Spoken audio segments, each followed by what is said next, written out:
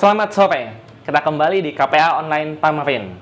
Nah, dengan saya, OB Sianipar, kita akan kembali membahas Alkitab. Nah, kita kali ini memulai seri yang baru. Kali ini serinya sangat menarik, judulnya adalah Merusak Konstitusi Surga. Wah, luar biasa ya. Ada usaha-usaha untuk merusak konstitusi surga. Usaha seperti apakah itu dan konstitusi apakah yang hendak dirusak? Nah, pelajaran kali ini juga sebenarnya bisa dibilang adalah menyimpulkan, atau mungkin bukan menyimpulkan ya, tapi adalah bagian utama dari pelajaran-pelajaran sebelumnya. Apabila digabungkan, itu jadi pelajaran ini. Kita sudah banyak dalam seri-seri yang lalu ya, ada seri tentang nubuatan, tentang Daniel, tentang pekabaran 3 malaikat di dalam Wahyu pasal 14. Jadi kalau ikuti terus, akan sangat mengerti bahwa pelajaran kali ini betul-betul mencakup semuanya. Bahkan tentang apa? Tanda-tanda Kristus, tentang akhir zaman. Nah, ini mencakup semua itu, betul-betul tentang nubuatan dan sangat detail. Karena kita akan belajar dalam Daniel pasal yang ke-7.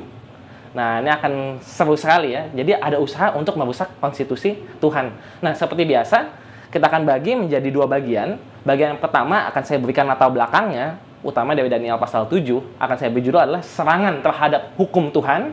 Lalu yang kedua, kita akan membahas nubuatan 3,5 masa. Nah, ini yang paling seru ya. Jadi ada tanduk kecil di sana, nanti kita akan belajar siapakah tanduk kecil tersebut. Jadi kita akan mempelajari identitas dari tanduk kecil itu yang menyerang hukum Tuhan dan bagaimana kita menanggapinya. Jadi seperti itu ya, kita akan bagi menjadi 2 bagian. Nah, sekarang kita mulai dulu bagian yang pertama, yaitu adalah serangan terhadap hukum Tuhan. Nah, sebelum kita mulai, seperti biasa, kita awali dengan doa ya. Kita tunduk kepala, kita berdoa. Bapa kami yang di surga, Bapa yang baik, terima kasih untuk sampai hari ini, di mana Engkau mengumpulkan kami untuk mendengarkan firman-Mu ya Bapa.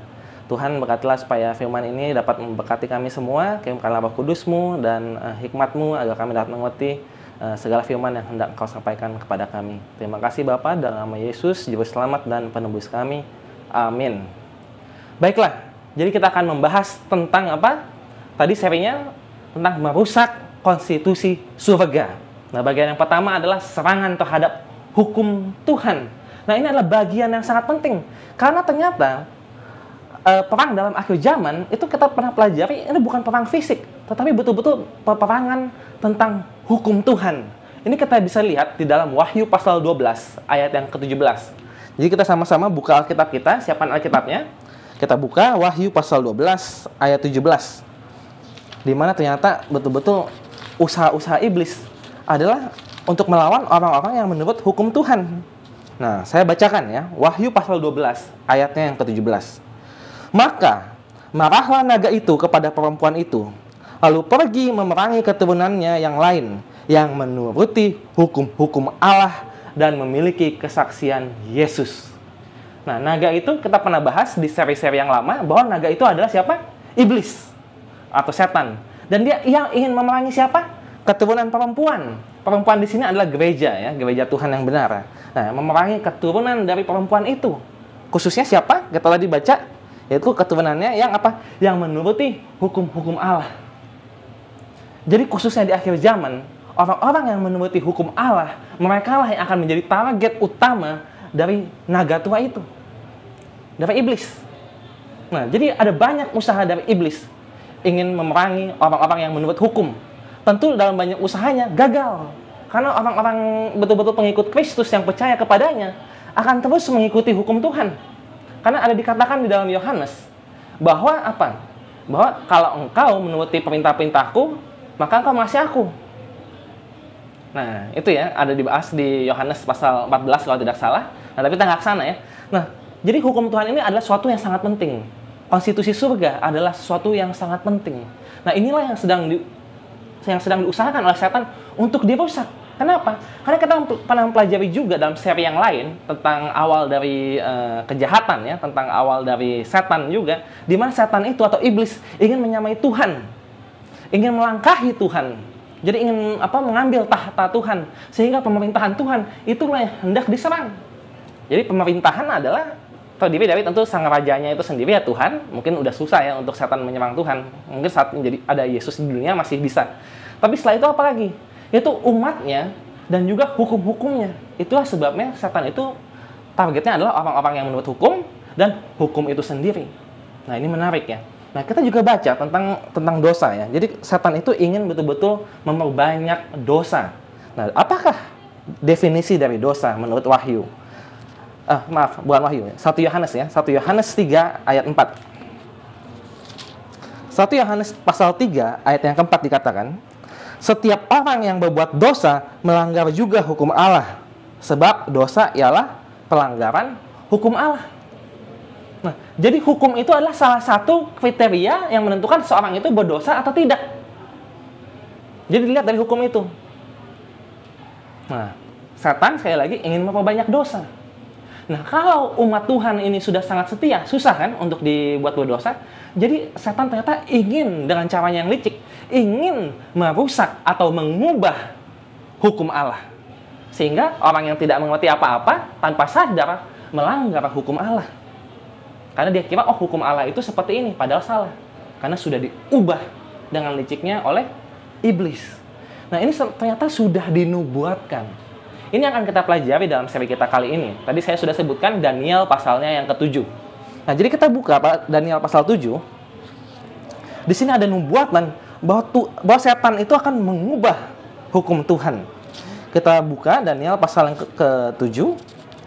Saya akan baca dari awal, tapi mungkin kita langsung lompat dulu ya untuk awal ini supaya mengerti dan menyambung dengan perkataan saya sebelumnya. Kita buka Daniel 7 ayat 23 sampai 25. Di sini dikatakan, maka demikianlah katanya, binatang yang keempat itu ialah kerajaan yang keempat yang akan ada di bumi, yang akan berbeda dengan segala kerajaan dan akan menelan seluruh bumi, menginjak-injaknya dan meremukannya. Ke-10 tanduk itu ialah ke-10 raja yang muncul dari kerajaan itu. Sesudah mereka akan muncul seorang raja, dia berbeda dengan raja-raja yang dahulu dan akan merendahkan 3 raja. Nah, lalu perhatikan ayat ke-25, ia akan mengucapkan perkataan yang menentang yang maha tinggi dan akan menganiaya orang-orang kudus milik yang maha tinggi.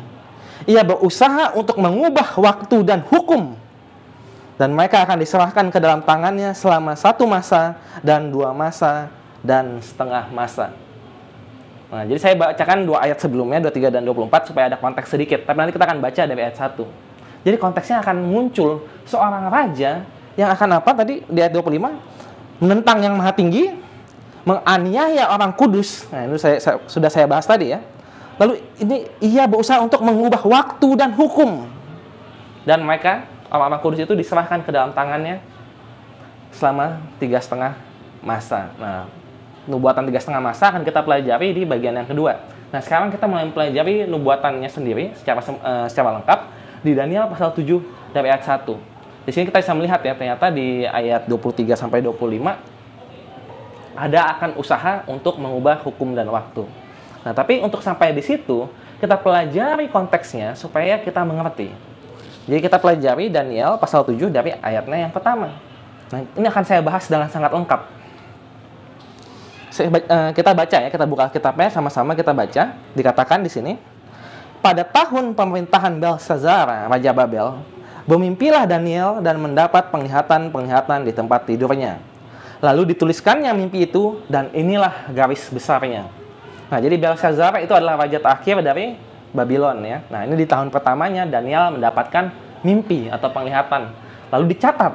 Nah, kita baca ya, ayat 2. Berkata Daniel demikian, pada malam hari aku mendapat penglihatan, tampak keempat angin dari langit mengguncangkan laut besar, dan 4 binatang besar naik dari dalam laut, yang satu berbeda dengan yang lain. Jadi ada 4 binatang keluar dari dalam laut. Nah, lalu apa? Yang pertama rupanya seperti seekor singa, dan mempunyai sayap burung rajawali. Aku terus melihatnya sampai sayapnya tercabut, dan ia terangkat dari tanah, dan ditegakkan pada 2 kaki seperti manusia, dan kepadanya diberikan hati manusia. Jadi yang pertama rupanya seperti seekor singa ya. Nah, lalu lanjut ya, ayat ke-5. Dan tampak ada seekor binatang yang lain, yang kedua, rupanya seperti beruang. Ia berdiri pada sisinya yang sebelah, dan 3 tulang rusuk masih ada di dalam mulutnya di antara giginya. Dan demikianlah dikatakan kepadanya, ayo, makanlah daging banyak-banyak. Kemudian aku melihat tampak seekor binatang yang lain, rupanya seperti macan tutul. Ada 4 sayap, Ada 4 sayap burung pada punggungnya, lagi pula binatang itu berkepala 4, dan kepadanya diberikan kekuasaan. Kemudian aku melihat dalam penglihatan malam itu, tampak seekor binatang yang keempat, menakutkan dan mendahsyatkan, dan ia sangat kuat. Ia bergigi besar dari besi, ia melahap dan meremukkan, dan sisanya diinjak-injaknya dengan kakinya. Ia berbeda dengan segala binatang yang terdahulu. Lagi pula ia bertanduk 10. Sementara aku memperhatikan tanduk-tanduk itu, tampak tumbuh di antaranya suatu tanduk lain yang kecil, sehingga 3 dari tanduk-tanduk yang dahulu itu tercabut. Dan pada tanduk itu tampak ada mata seperti mata manusia dan mulut yang menyombong. Jadi sampai sini saya ringkas dulu. Jadi ada 4 binatang muncul dari dalam laut. Yang pertama seperti singa, yang kedua beruang, yang ketiga macan tutul, yang keempat tidak jelas seperti apa, tadi dibilang sangat mengerikan. Lalu dari kepalanya muncul 10 tanduk, dan tiba-tiba muncul 1 tanduk kecil. Nah, itu ya. Lalu ayat 9. Sementara aku terus melihat, tahta telah diletakkan, lalu duduklah yang lanjut usianya. Pakaiannya putih seperti salju, dan rambutnya bersih seperti bulu domba. Kursinya dari nyala api dengan roda-rodanya dari api yang berkobar-kobar. Suatu sungai api timbul dan mengalir dari hadapannya, 1000 kali beribu-ribu melayani dia, dan selaksa kali berlaksa-laksa berdiri di hadapannya. Lalu duduklah majelis pengadilan dan dibukalah kitab-kitab. Nah, ini pernah kita bahas ya di perkabaran 3 malaikat. Kita lanjut ayat 11. Aku terus melihatnya karena perkataan sombong yang diucapkan tanduk itu. Jadi tanduk itu menyombong. Aku terus melihatnya sampai binatang itu dibunuh, tubuhnya dibinasakan, dan diserahkan ke dalam api yang membakar. Juga kekuasaan binatang-binatang yang lain dicabut, dan jangka hidup mereka ditentukan sampai pada waktu dan saatnya.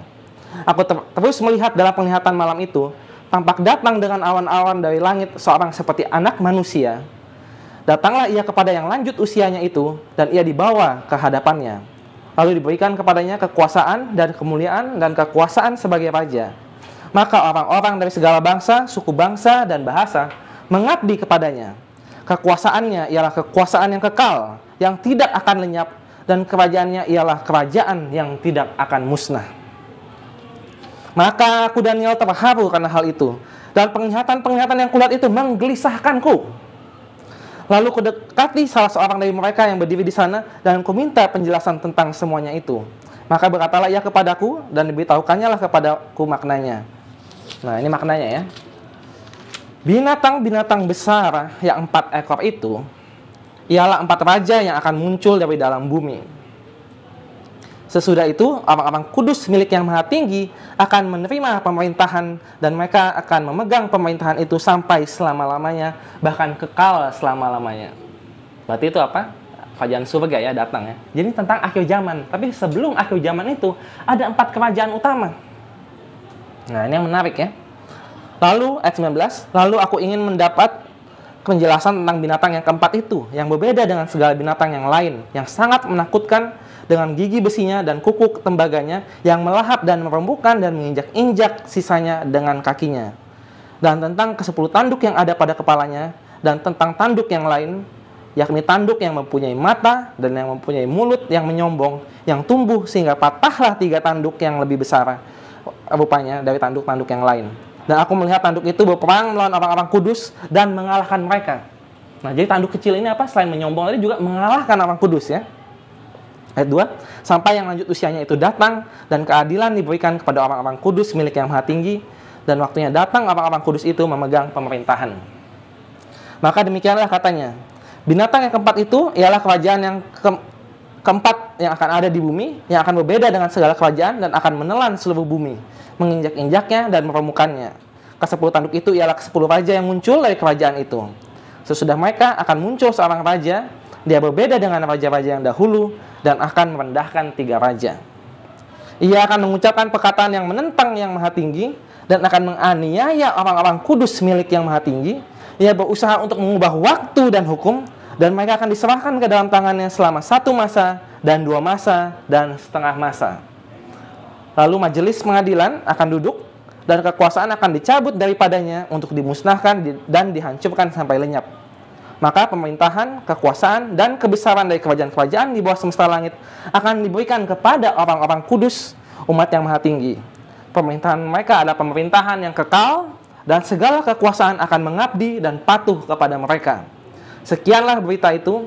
Adapun aku Daniel, pikiran-pikiranku sangat menggelisahkan aku, sehingga aku menjadi pucat dan aku menyimpan hal itu dalam ingatanku.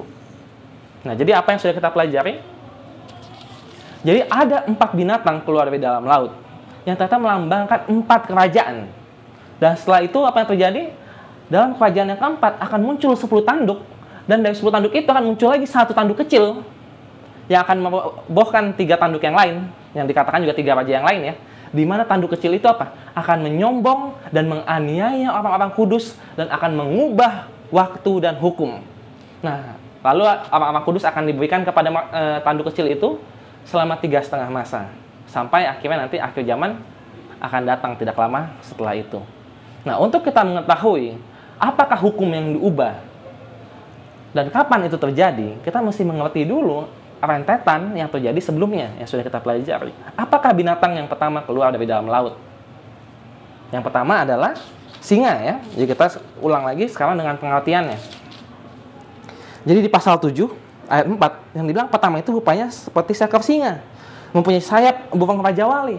Dan ini melambangkan kerajaan Babylon. Di Yeremia ada mengatakan bahwa Babylon itu seperti singa. Tapi ternyata bukan cuma dari Alkitab. Dari penemuan arkeologi juga terlihat sisa-sisa di tembok Babel, relief yang menggambarkan apa? Singa yang bersayap. Jadi tidak lain bahwa memang yang binatang pertama ini melambangkan Babylon. Bahkan di sini kalau kita mau lebih lengkap dikatakan apa? Sayapnya tercabut dan ia terangkat dari tanah dan ditegakkan pada 2 kaki seperti manusia, dan kepadanya diberikan hati manusia. Ini bisa diartikan seperti Raja Nebukadnezar ya. Jadi sebelumnya betul-betul menyombong, lalu akhirnya sayapnya lepas dan akhirnya ia berjalan dan diberikan hati seperti manusia ketika ia bertobat. Nah, lalu binatang yang kedua berarti adalah kerajaan setelah Babylon. Apakah itu? Di sini dikatakan itu seperti beruang ya. Nah, kalau kita sudah pelajari Daniel 2 yang sebelumnya tentang patung, kerajaan kedua adalah Media Persia. Nah, di sini juga sama. Jadi berikutnya adalah Media Persia. Di sini bisa dilihat dari kata-kata ini ya. Di ayat 5 ya. Rupanya seperti beruang, ia berdiri pada sisinya yang sebelah. Jadi berdirinya sebelah. Jadi ada satu yang lebih kuat. Nah, itulah Persia yang akhirnya jadi lebih kuat daripada Media. Jadi sebelumnya kerajaan Media Persia, gabungan dari 2 bangsa, lalu akhirnya menjadi kerajaan Persia. Bahkan di sini dibilang apa? Di dalam mulutnya ada apa? 3 tulang rusuk. Itulah ketika Media Persia itu mengalahkan 3 kerajaan superpower pada saat itu, yaitu Lydia, Babylon, dan Mesir. Nah, lalu binatang yang ketiga, macan tutul, melambangkan siapa? Melambangkan Yunani. Ya, jadi sayapnya bahkan ada 4, betul-betul dengan cepat yang menguasai dunia. Ya, jadi sayap itu melambangkan kecepatan, apalagi sayapnya ada 4. Dan bahkan apa yang terjadi di situ, kita lihat di ayatnya yang ke 6 dibilang kepalanya pun jadi 4. Nah, ini pernah kita bahas juga ya. Jadi itu kerajaan Yunani setelah Alexander Agung meninggal, akhirnya singkat cerita terbelah menjadi 4 kerajaan. Nah, jadi itulah kerajaan Yunani. Lalu setelah itu adalah kerajaan yang keempat. Setelah Yunani, kita tahu bahwa kerajaan berikutnya adalah kerajaan Roma. Dibilang sangat berbeda. Ya, kerajaan yang sangat berbeda, dibilang dahsyat, sangat kuat, bergigi besar dari besi. Nah, kata besi ini juga sama dengan yang ada di Daniel 2 tentang patung ya, ada kakinya dari besi. Nah, jadi kita sudah bisa melihat bahwa ternyata Daniel 7 dan Daniel 2 itu ada apa? Kemiripannya. Jadi 4 kerajaannya pun sama. Kalau kita di Daniel 2, kita pelajari bahwa akhirnya ada batu besar ya, yang jatuh dan menghancurkan patung itu. Kalau di sini kita bisa lihat bahwa pengadilan dibuka ya, majelis pengadilan, buku-buku dibuka, kitab-kitab dibuka, lalu diadili. Jadi itu kurang lebih sama. Nah, tapi yang menarik di sini ada detail yang lebih menarik, yaitu adalah apa? Dikatakan bahwa ternyata dalam ada kerajaan yang keempat akan tumbuh 10 tanduk. Nah, ini nggak ada di Daniel 2 ya. Akan tumbuh 10 tanduk, lalu muncul juga tanduk kecil yang merupakan 3 tanduk lainnya, dan ia akan mengubah hukum dan waktu. Nah, ini menarik ya, mengubah hukum dan waktu. Nah, hukum dan waktu. Apa itu maksudnya mengubah hukum dan waktu? Dalam 10 hukum, Di dalam 10 hukum, dalam 2 loh batu, di Keluaran pasal 20, kita bisa melihat ternyata ada satu hukum yang membicarakan tentang hukum atau peraturan dan juga tentang waktu. Apakah itu? Kita buka Keluaran pasal 20 ayat 8. Di sini dikatakan apa? Kita buka sama-sama. Keluaran 20 ayat 8 dikatakan, ingatlah dan kuduskanlah hari Sabat. Jadi mengingat dan menguduskan hari Sabat itu adalah hukum keempat. Dan dalam hukum itu membicarakan tentang waktu. Ini adalah satu-satunya hukum yang membicarakan tentang waktu di dalam 10 hukum. Jadi erat kaitannya. Dan kita telah mempelajari tentang hari Sabat atau tentang hari ke-7 ya dalam seri posisi sebelumnya, di mana itu adalah tanda Kristus, tanda penciptaan. Jadi kita pernah mempelajari persis di seri yang sebelumnya tentang Sabat yang adalah tanda Kristus, tanda penciptaan. Dan itulah yang diserang oleh tanduk kecil itu. Dibilang tanduk kecil itu hendak mengubah hukum dan waktu. Nah, inilah akan kita pelajari di bagian yang kedua. Di bagian kedua, kita akan mempelajari lebih detail identitas dari tanduk kecil itu. Apakah betul ada suatu oknum, yaitu tanduk kecil ya, yang mengubah hukum keempat itu? Bagaimana itu diubah? Kapan mulai diubahnya? Dan apakah benar diberikan 3,5 masa kepada tanduk itu untuk menguasai atau untuk menganiaya orang-orang kudus? Nah, itu akan kita pelajari di bagian yang kedua ya. Jadi bagian yang pertama sudah kita bahas tentang apa? Tentang Daniel 7. Di mana kita mempelajari yang judulnya tadi apa? Serangan terhadap hukum Tuhan. Setan hendak mencoba mengubah hukum Tuhan dan ternyata itu sudah dinubuatkan di dalam Daniel 7. Nah, bentuk persisnya apa dan siapakah tanduk kecil itu akan kita pelajari di KPA Online minggu berikutnya ya. Jadi itu saja yang bisa saya sampaikan pada saat ini, tapi yang perlu diingat adalah kita harus mulai berhati-hati sebab setan ingin mengubah hukum tanpa kita sadari. Nah, perhatikan terus, ikuti pelajaran berikutnya, dan untuk kita tutup, kita seperti biasa kita tutup dengan doa ya. Bapa kami yang di surga, terima kasih Tuhan karena Engkau telah memberkati pembahasan kami pada hari ini, di mana kami mempelajari Daniel 7 dan telah mempelajari 4 binatang yang keluar dari dalam laut yang telah dilihat oleh Daniel, dan kami mempelajari bahwa akan ada suatu oknum, yaitu tanduk kecil yang hendak mengubah waktu dan hukum. Engkau berkatilah kepada kami supaya bisa mengerti lebih lanjut lagi, dan berikanlah kami kesabaran dan pengertian. Terima kasih Bapa, dalam nama Yesus Kristus, Juru Selamat dan Penebus kami. Amin. Baiklah, itu saja yang saya sampaikan pada hari ini. Sampai jumpa di KPA Online berikutnya. Tuhan berkati.